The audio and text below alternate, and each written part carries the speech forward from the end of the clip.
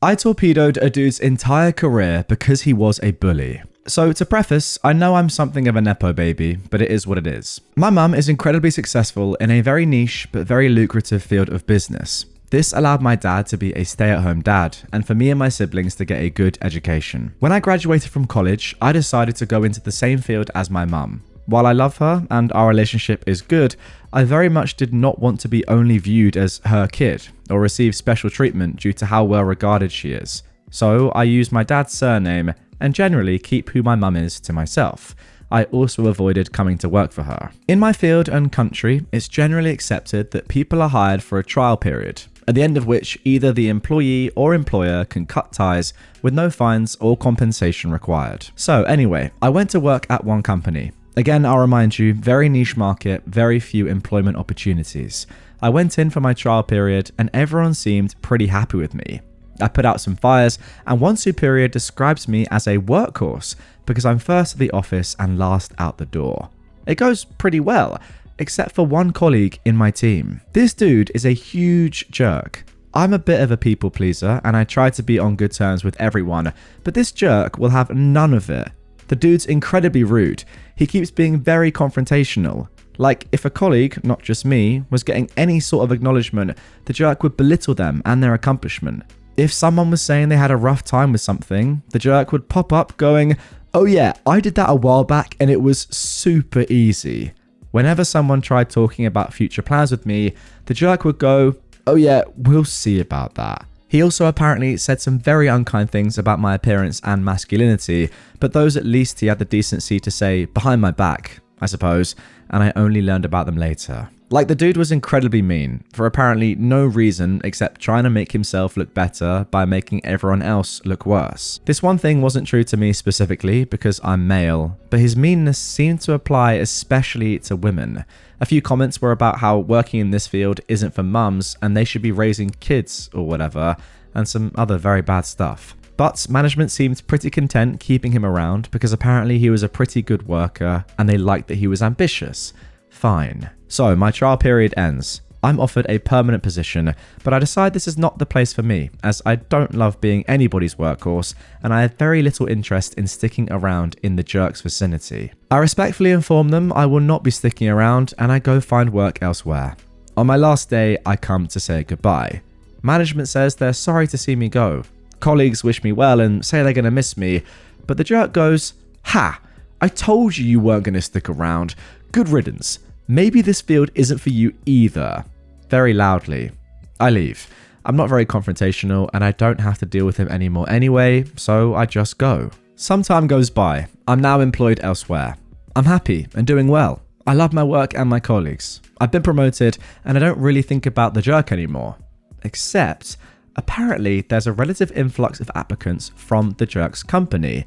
Relative because, again, it's a very niche market. Whatever. My boss knows that I did a trial period over there, so whenever an applicant comes up, he asks me about my experience with them. There are very few people I dislike, so when asked, I usually give my honest opinion, which is usually very positive. But guess whose application we suddenly receive? It's the jerk. My boss asks for my opinion, and I say, "Look, I have personal feelings about this guy, and I can't be objective." But the boss, knowing just how positive I usually am about basically everyone, asks me what's up, and I eventually tell him.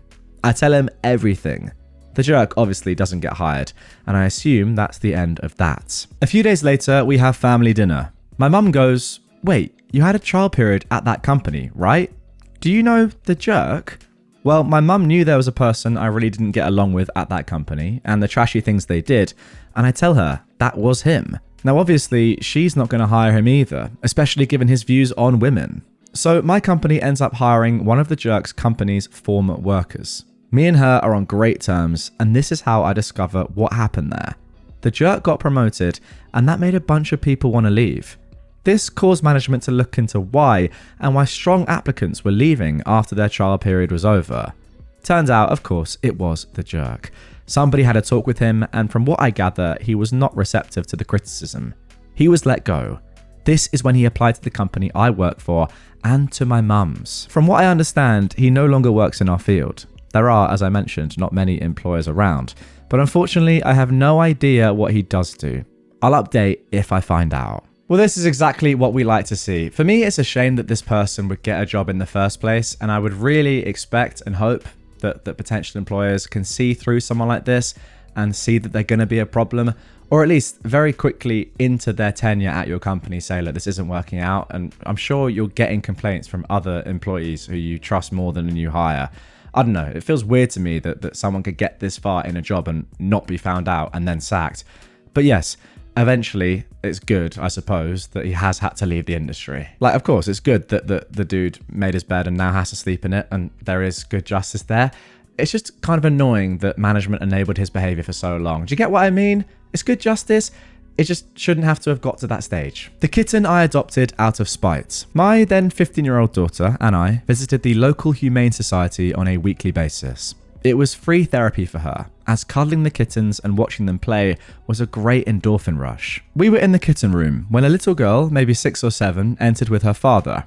I watched as she manhandled kittens, picking them up by their legs, hitting one on the head after it swiped at her, and I listened to her whiny voice saying, "That one's ugly," or "Yuck, look at his eye, that's gross," about a kitten with an obviously healing eye injury. She eventually zeroed in on the only little orange and white kitten, who was very chill despite her aggressive handling of it. She declared to her dad after a few moments that this was the one she wanted. Her dad asked if she was sure, and she said yes. She spent a few more minutes holding him up in the air, bouncing him around like a ball, and just really being a little idiot. I stood up and went to the wall where all the cage cards were, and I quickly found the sheet for the only orange kitten in the room. I took it out of the slot and I sat back down. After a few more minutes, I walked up to the little girl and nicely said, "Can I please have him? We are adopting him." She glared at me and said, "No, he's mine." Her dad walked over and I said, "We had visited him earlier. We even have his cage card. I'm sorry." He told his daughter to hand over the kitten, and she lost her mind. She carried on and screamed like a spoiled brat for 5 minutes while holding on to the terrified kitten who was trying to get away. She only wanted the orange one and didn't like any of the other ugly kittens. It took her dad yelling at her to get her to finally throw the kitten across the room and stomp away. My daughter went and picked up the kitten, and long story short, Otis has now been happily living his best life in my home for 7 years, and we love him so much. My Facebook memory reminded me that today is the anniversary of his gotcha day. I hope the little Dumbo never got a kitten. Oh my goodness, OP, thank you so much for doing what you did. I have no idea if you were even thinking about adopting a kitten at all, or you were just going there, as you said, just to, have some fun and give your daughter some much needed endorphins. But the fact that you've not even potentially had that in your mind and then adopted a kitten, not just for your daughter and for you, but as much to save her from, goodness me, I mean, the horror that would have been life with this child, who, I don't know how she's allowed to do this, not only by her dad, but by the staff at this humane society. Yeah. Thank you so much. Well done. Like, I'm just thinking in my head, the life that Otis has now compared to the life that they probably would have done. Oh, it's not even worth thinking about. Let your teenager kick me for a 9-hour flight. Get stuck on the plane extra long. Yesterday, I was flying to America from the UK, and a mother and apparent 18-year-old daughter was sitting next to me. She looks younger, but the mother gave her alcohol during the flight that she'd ordered. So who knows? A strong start. The whole flight, the daughter had her shoes off and kept elbowing and kicking me with her stinky sock feet while talking loudly. At one point, I was asleep and the daughter kicked me awake and slapped me with her jacket. Right before landing, the two of them were physically fighting. Play or not, I got hit a few times and I told them to be civilized. Now for my pettiness. As soon as the fasten seatbelt sign came off, they got up and obviously were trying to force their way off the plane early. We were in 37G to J, the very back of the plane. I threw down my table and kept watching my program, trapping them, and told them, patience is a virtue. We'll be last off anyway. They were not pleased. When the rows in front were clearing out, I waited until the last second to close up, and as I got my bag out of the overhead, I put it on my seat, blocking them again, and then I accidentally hit the daughter with my jacket on the way out of the overhead, keeping her back. There was a very large family behind us that made their way behind me in the aisle, blocking them in again. I didn't see them at baggage until 5 minutes after I made it.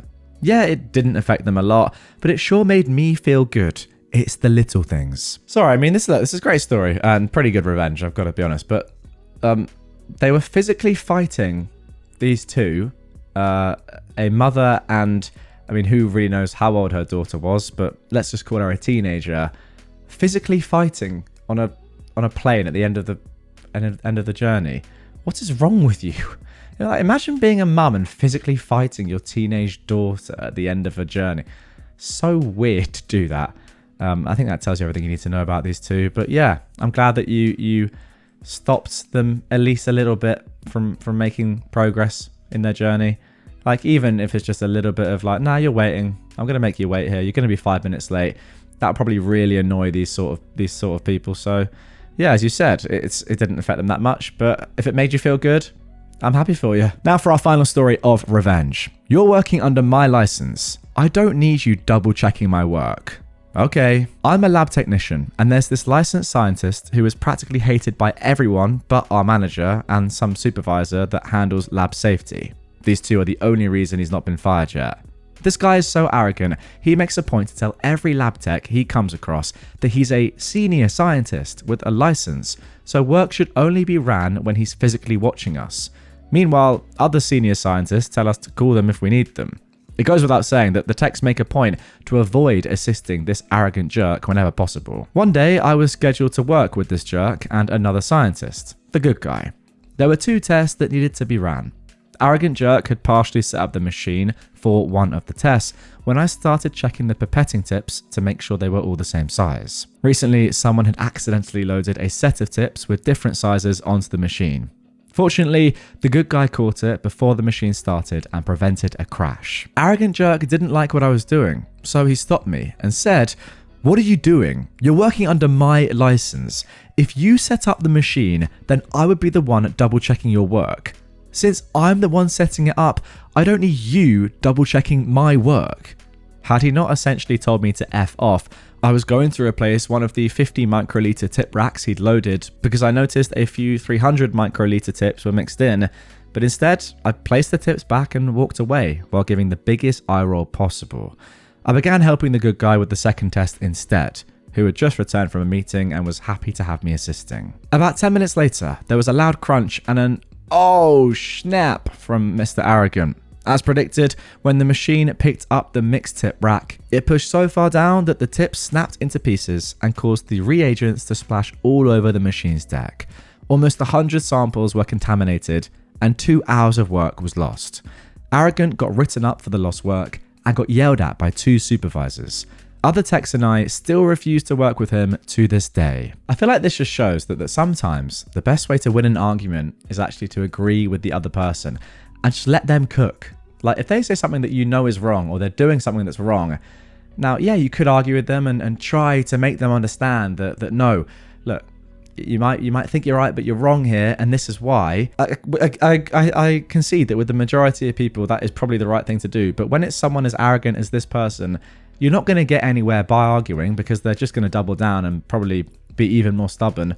So yeah, as I say, let them cook and just enjoy. Now that only really works if you don't have to clear up their mess. For example, you know, if you had to clear up their mess here and you knew you were going to have to do this, then that is obviously very annoying and you probably would have to think twice there. Like, if the 100 samples being contaminated and the 2 hours of work lost does really affect you personally, then that's probably not the way to do it.